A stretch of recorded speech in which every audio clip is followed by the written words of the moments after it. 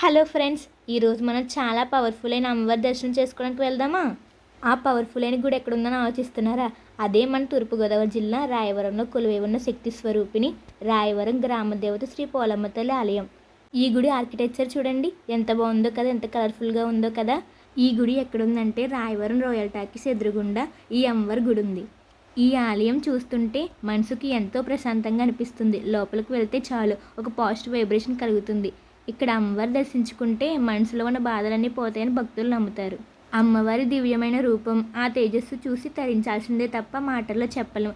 ముఖ్యంగా అమ్మవారికి చేసే అలంకరణ, ఆ గాజులమాల చూడండి ఎంత బాగుందో కదా. ఆ గాజులమాల అమ్మవారి అందాన్ని మరింత ఇనుమడింపచేస్తుంది.